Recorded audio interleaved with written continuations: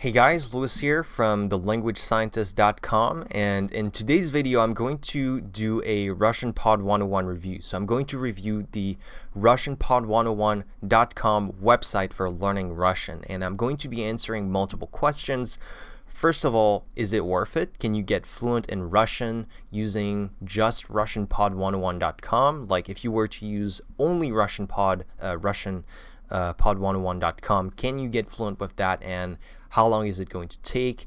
And second of all, I want to talk about pricing. How can you get the best price possible for Russian Pod 101, and what is the best subscription plan, because they have multiple subscription plans, and I'm gonna show you I'm gonna show the subscription plans to you right now.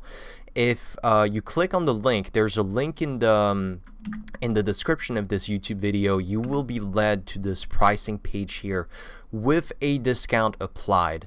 So if you want to get a subscription, it's great. It's not necessarily going to be that one, maybe more, maybe less, but these are the different subscription plans, and this is the price that you can expect to pay approximately for the different plans. I'm going to get into the detail of which subscription plan is the best at the end of this video. But first of all, I want to talk about is Russian Pod 101 worth it? And in my opinion, I've learned multiple languages to pretty high levels, among which English. That's not my native language. And I've read a lot of language learning, like scientific literature and all that, a lot of research on it. And in my personal opinion, Russian Pod 101 is actually worth it. It's really, really good. Like if you want to learn Russian, and you just want to use one resource to get fluent in Russian, then this is it, right? And so there are two reasons for this, essentially. And the first reason is that it has tons of fun and effective content for all levels. Now, the really important part here is for all levels. Now, if you get, you have tons of very good resources for learning Russian, textbooks, you have other websites as well. But the problem is, one of those two issues is that, number one, either, you have like very good textbooks which cover the beginner level and maybe the intermediate level, but they don't have a lot of like native content in Russian, like conversations and stuff like that. Okay, and they only cover the beginner and intermediate level. Now you have other websites where you can learn Russian, like, I don't know, with videos and, with other methods, or you have Duolingo, certainly. And the thing is that, again, they don't have like this very condensed, very high quality content that covers it all, like pronunciation, grammar, and vocabulary. You don't have a teacher. You don't have all those explanations as well. It's not a complete tool for learning Russian. Russianpod101.com has all of these things. I'm going to go on the website in a second to show you exactly all of those features. But it has all of those features, and actually, let me go on the website right now so you can see. Here I'm in the lesson library, so it has all of those features, and it covers every single level. Like no matter what level you're at, you will find stuff on Russianpod101.com. You have 5 levels here, from absolute beginner to advanced, and all of the lessons in those levels are very comprehensive, and they follow a certain order depending on the grammar rules and the vocabulary and stuff like that. So these are the two reasons why Russian Pod 101 is really a unique resource. And if you had to choose one resource for learning Russian, this is definitely a prime candidate.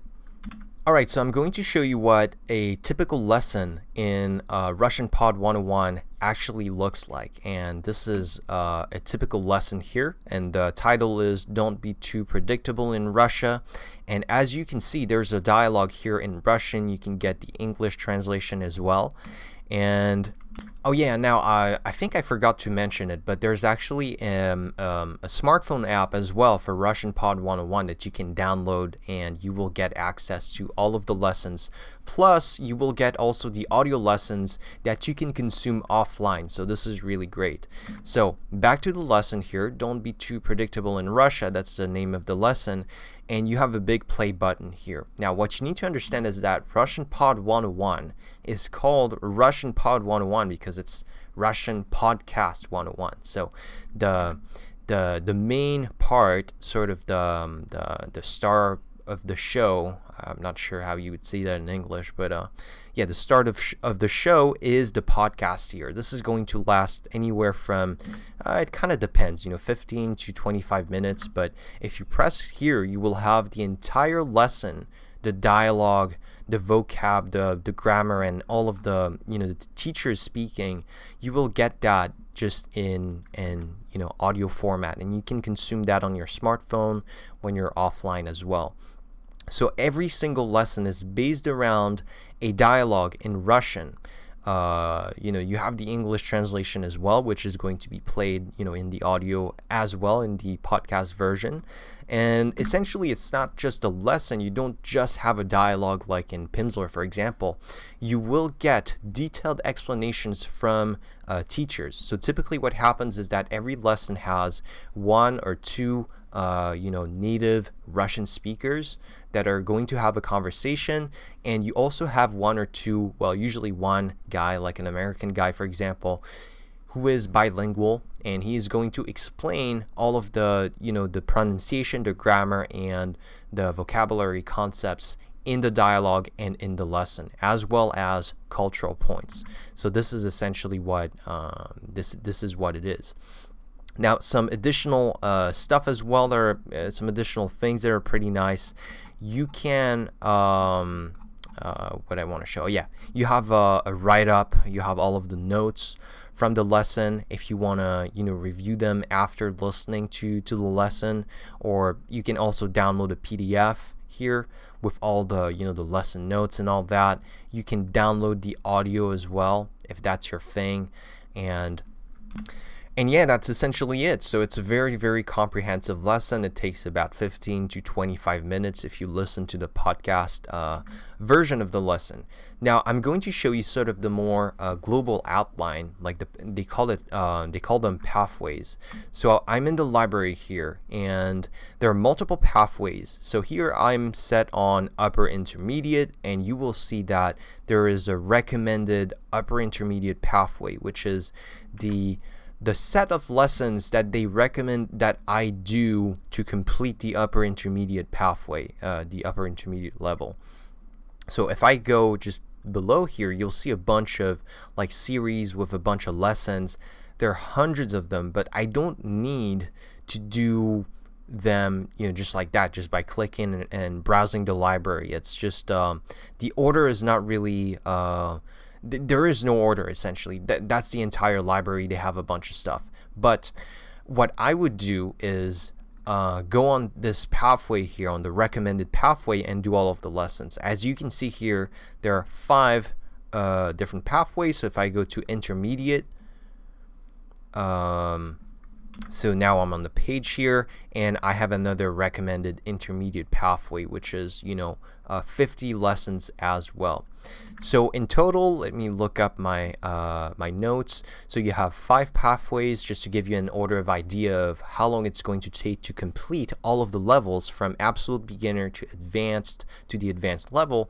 You're going to have 55 lessons for the absolute beginner pathway, 80 lessons for the beginner pathway, 50 lessons for the intermediate pathway, 50 lessons as well for the upper intermediate pathway, and 35 lessons for the advanced pathway.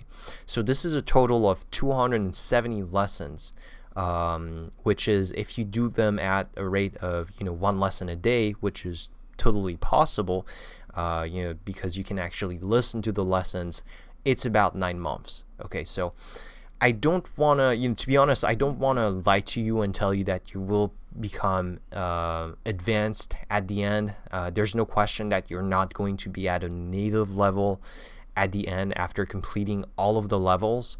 However, you can reach a very, very good level, probably upper intermediate, in terms of, having conversations with Russian speakers if you do all of the pathways. So 270 lessons, and this is possible in 9 months.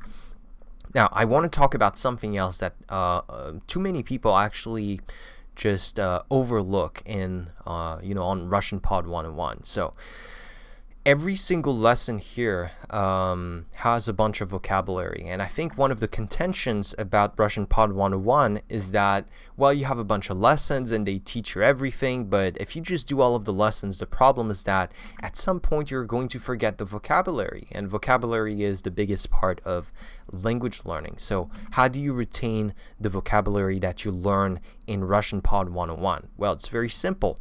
You have a vocabulary list here for, the words that were in that specific lesson, and you can check the, checkbox here. I'm going to check that, and then you can add to, flashcard deck.